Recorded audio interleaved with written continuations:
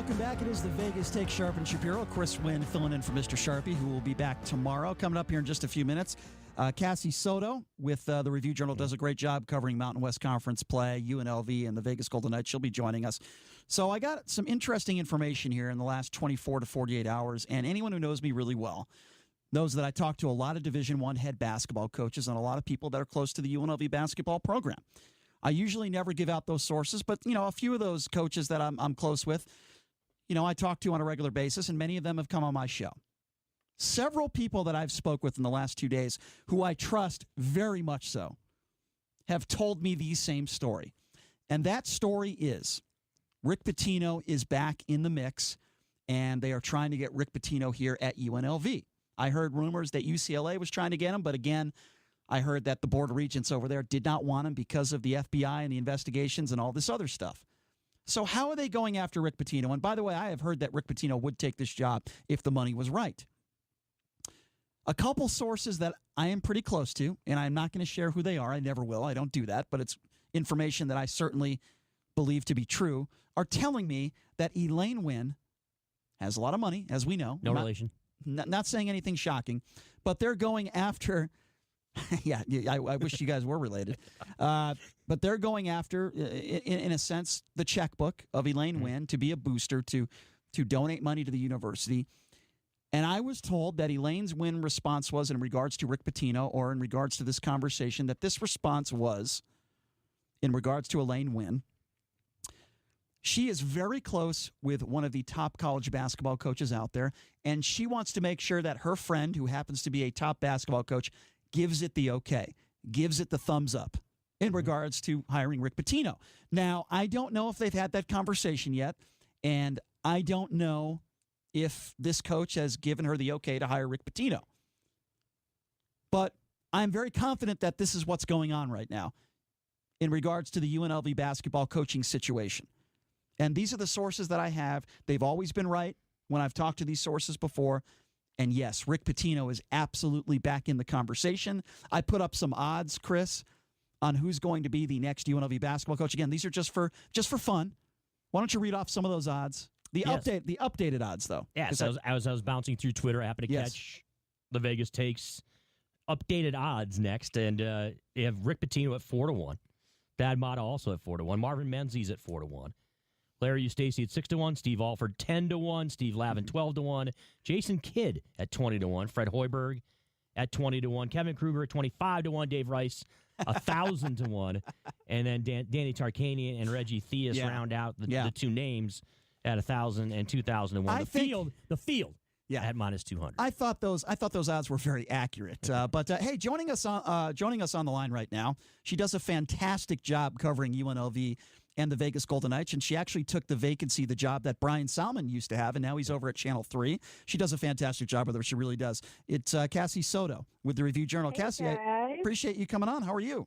Hey, thanks for having me. I'm good. Yeah, so before we get to UNLV, you've been covering the Mountain West Conference for a long time. Can you give people just a little bit of background on yourself and how long you've been doing this for?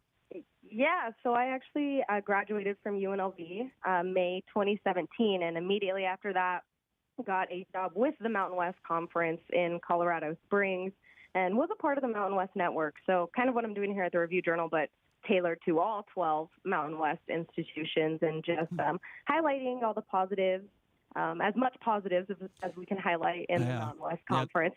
There might not be a lot of positive questions in this interview, but we try to be honest on the show. But I have a little fun on Twitter. I did odds to be the next UNLV coach. We'll see what happens. No, I saw that. I got you. Yeah. Let me ask you this question though: for somebody that went to UNLV like yourself, you're juiced into the UNLV program. You do a great job covering them. When you walk into the Thomas and Mack Center as a former student, and you see how many fans were there, for example, the Air Force game. What is going through your mind when you see that? It is so sad. It is so disheartening. I mean, I covered them for the Rebel Report, which is UNLV's student sports show. But even before then, I was going to as many games as I could as a student. And it's hard because you want to love and support a program that, means so much to you. You got your education from, you invested some money into this program, and to see it just dwindling, and you have more media members than student sections sometimes, it's pretty bad. It really hurt. Yeah, it's not a good situation. And, you've been covering the Mountain West Conference for a long time. There are some pretty decent crowds out there, right? I mean, the students show up. It hasn't always been this bad. And you know what? There are still some pretty good student sections across the conference, right? No, there is. I mean, one of them, just thinking because the conference was in Colorado, I went to Colorado State. I went to a few Air Force. And I don't know if you've ever been to Clune Arena. I mean, you can fit like 300 people in there. But when you've got a decent crowd in there, it's more the atmosphere than anything. When you've got people chanting and yelling and, doing the fight song in a really intimate setting, it doesn't matter how many people you have in there. But when you can feel that. And again, Colorado State is a pretty decent size arena in itself, and you've got people packing that place, even for their volleyball. Their volleyball program gets people in there. I mean, when's the last time you went to a UNLV volleyball game, Exactly. It's just the overall, I think, commitment that the program makes to their athletes, not just their student athletes, but to the student body and getting them involved. Right. No, I agree. If you're just joining us, as Cassie Soto from the Review Journal does a great job covering the Knights, the Rebels. We'll get to the Knights in a little bit. So you're in the media room after every game. You see the Marvin Menzies quotes, and perhaps I am more critical than most in the media. But I try, I try to be as honest as I can, and we all want the same thing. I know I want UNLV to succeed. I want Marvin Menzies to succeed.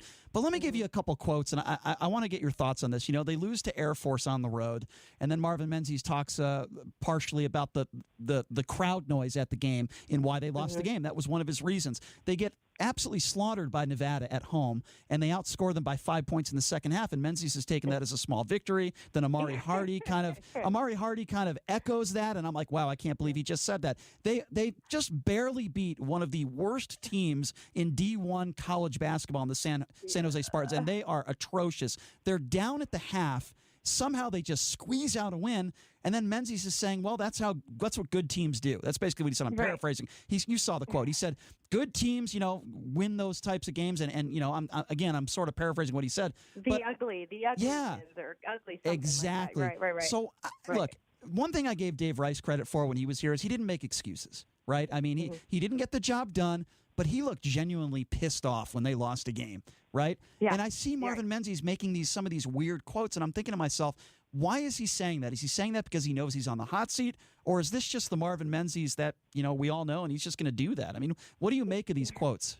Yeah, no, and I think one of the things that stood out to me the most, I can't remember which game it was. It was early in the season when I first got back, obviously starting the job with the Review Journal in November. So one of the first games of the season, he said something, they lost, and he goes, oh, these guys are my babies. They're my babies. And that really stood out to me for some reason, that he genuinely cares about this team. So I think he tries, like a parent when they screw up and miss curfew or, do something wrong, go to detention, you try to find the good in them. And I think that's what he's really trying to do. And, I commend him on that, on, again, trying to find the good in the ugly, but sometimes the ugly just really outweighs it. You got to punish these guys.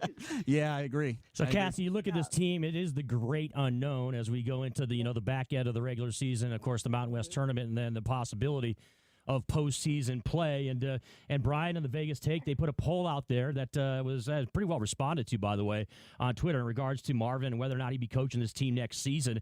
You have 21% think that he will be back next year. You have 61% that say he will not. And then you have 18% that say it's too early to tell. The question I have for you is this, what do you think needs to happen here as we go down the stretch here for Marvin Menzies to still have the opportunity to be the head coach here at UNLV? I mean, first and foremost, you have to win at least 3 of these next 5 games, right? Mm-hmm. Because then that gives you, and I'm looking at the schedule right now, you've hopefully got to win at Wyoming.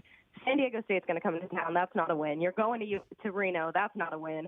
Boise State's kind of a toss-up, and again, Colorado State. You get those 3 wins. You have a decent spot in the Mountain West tournament. Sit out that first day. And then that really goes from there. I mean, if they can get, 1 win like last year, they just have to do well in the tournament. And I think it goes back to just playing like you want to be there and giving the fans something to enjoy. When you're barely squeezing out a win against San Jose State, that doesn't make the team or the program excited. That doesn't make fans excited. They need something to be excited for. And if you get those 3 wins going into March 13th, whatever that week is of the tournament, that's going to get fans going and get some support, which is what this guy needs. Yeah, I agree with that. He definitely needs some support. And look, I'm going to say this, regardless of what happens in these next 4 or 5, regardless whether they win 3 games or not, and you tell him, I think to keep his job, that's what we're talking about. I think he absolutely has to make the finals of the Mountain West Conference tournament. That's my opinion. Yeah. What's the odds on that one? I got you there. Yeah. I'll take the odds on that. That's a for sure. Yeah. Yeah. I mean, and again, we hear a lot of coaches out there. We hear a lot of rumors, and I know that's not, your job is to cover the team. But, Rick Pitino came into the news today, and I had several people that said that, several really good sources that say this discussion has started again. And then I hear a lot of other coaches out there, like a Thad Matta. I hear him out there. Then I hear Steve Alford. I think a big issue is money at this university. They don't have a lot of money to get a big-name coach. And I was just talking about Elaine Wynn because I heard some sources tell me that, they're going after Elaine Wynn. And I think that's the only way they get a big-name coach, assuming that Marvin Menzies isn't here next year. Yeah, and I think Marvin, the talk was that he got thrown into really bad, just a mix of players in his first year. He did. You're right. You kind of have to toss out that first year. So his second year, is the start of the rebuilding. Now this year, we're still seeing that play. I think next year is the make or break year. It has to be, right? Like you're either going to do really well from here. You're looking at a Nevada team who's going to graduate. There are 3-4 top best players. So you have a chance here. And some of the guys you've got starting and some of the freshmen that, that could make a run. And if you don't do anything with that, of them being able to capitalize on a pretty, less than average conference, then it's get the numbers going and who you're going to get in here to replace him. And you're not the only person that has that opinion because I do talk to a lot of people. Very similar to Sanchez. A lot of people say next year, because you cover UNLV football as well. We all know this, right? We can see the writing on the walls. If he doesn't make postseason next year, if he doesn't make a bowl game, he's not going to be here. We all could see that, and I was one of those people that supported him coming back because at the end of the year they beat San Diego State. That was a huge win when they beat Nevada. That was a win he absolutely had to have, and I said, okay, they won 2 of their last 3. Armani Rogers was out. Let's give him one more year. Let's see what he can do, and I support that.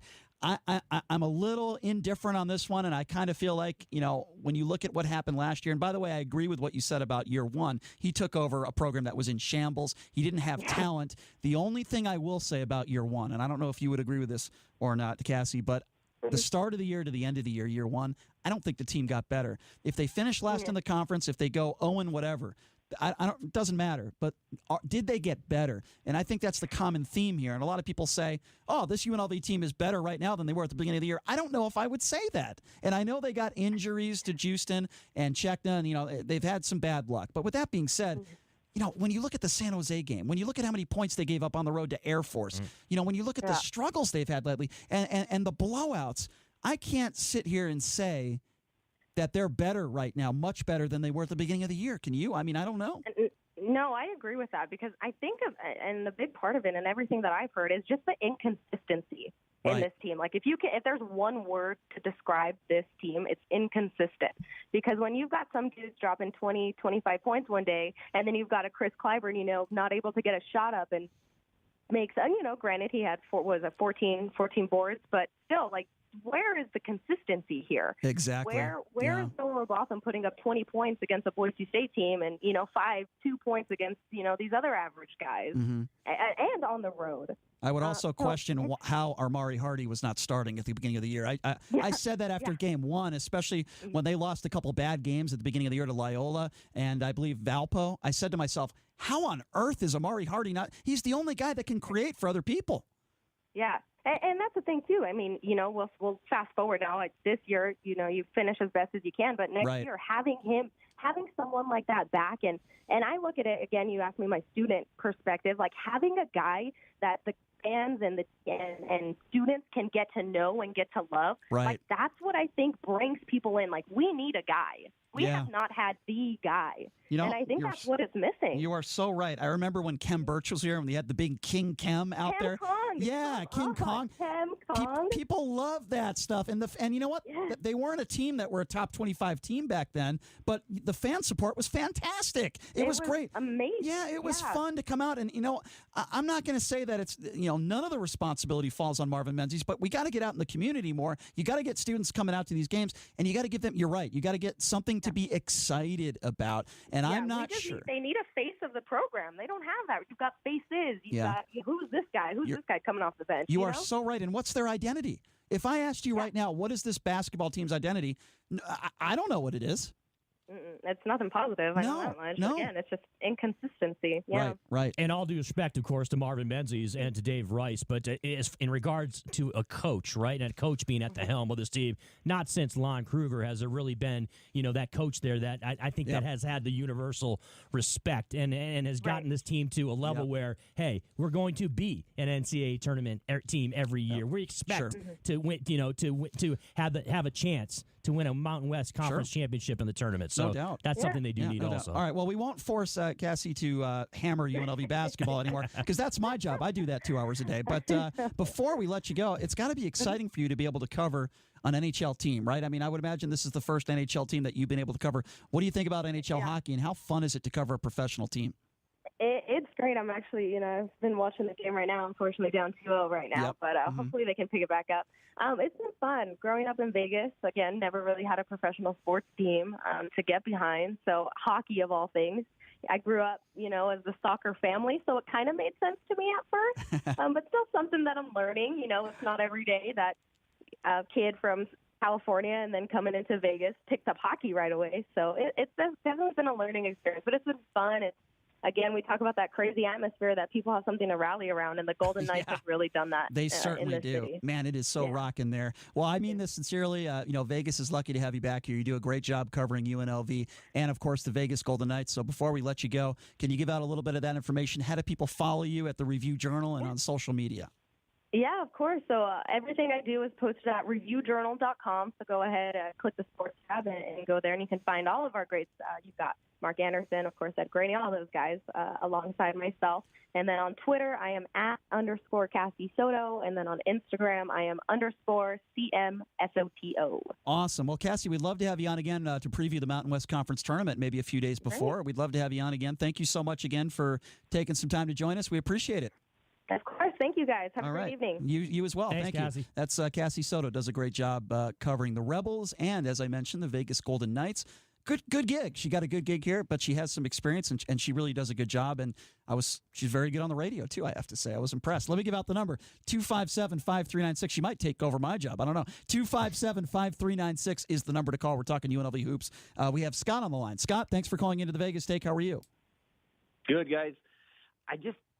I wonder if you're Desiree Reed-Francois, don't you think that say you do hire a Rick Pitino and it doesn't work out and something extremely bad happens in the first 2 years, that could be career suicide for her. Would you agree with that or no? I think, boy, that's a really good question. Let me answer it like this, and I'm going to be honest, and I'm going to give you some of my sources why I know this. Francois is not going to be here in a couple of years.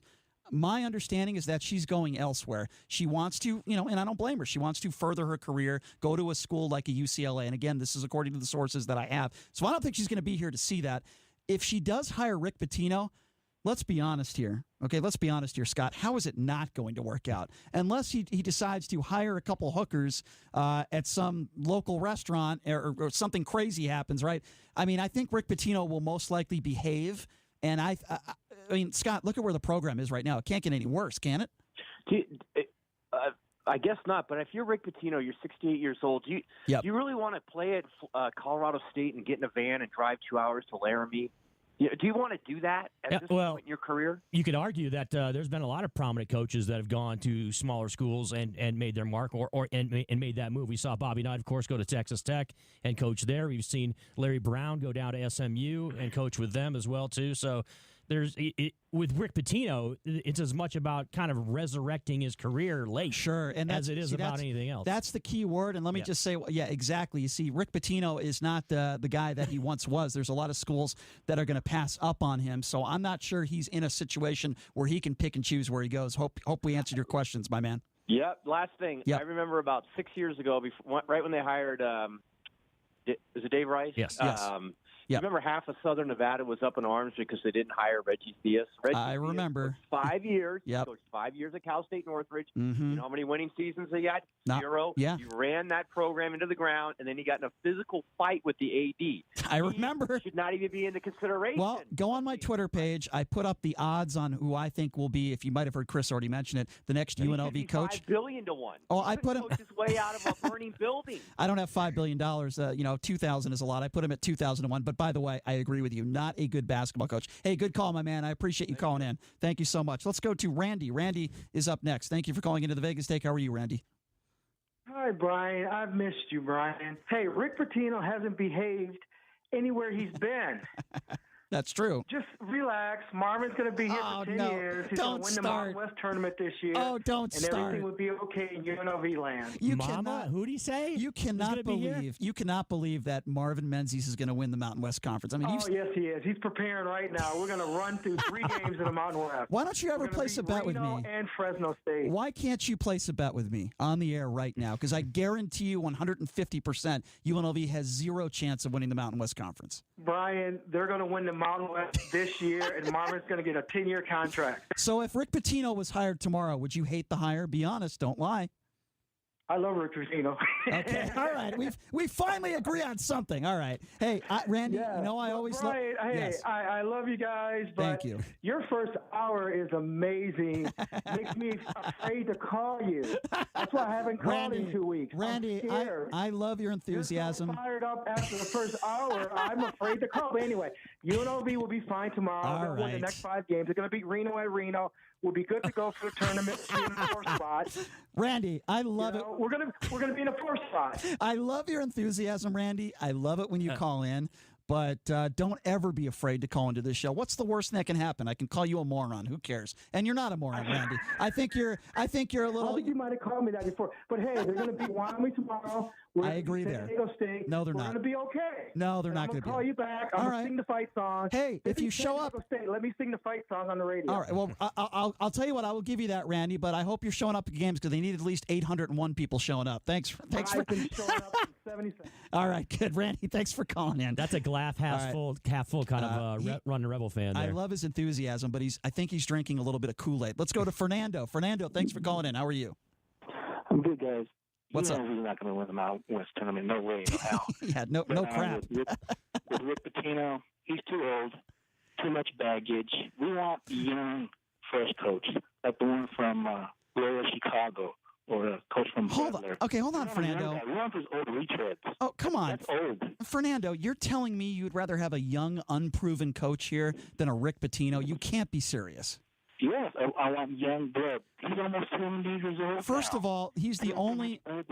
There's a lot of coaches over the age of 70 that are very successful, so I'm going to disagree with you on that one. And I'll also say, name me one other guy that can get people in the seats immediately. No young coach is going to get people in the seats and buy season tickets. No young coach, no matter who he is going to get 10,000 people in that arena until they start winning. So who else? Who else than Rick Pitino?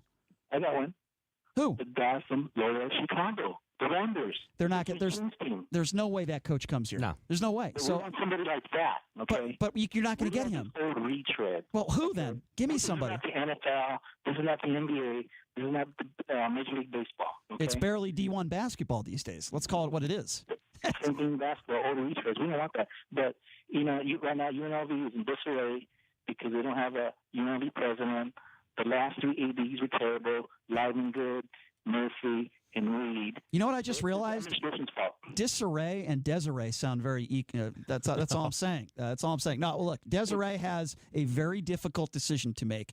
And, I think if they don't make the finals of the Mountain West Conference tournament, he is gone. Because guess what? If they don't make the finals, they're not going to be invited to the NIT.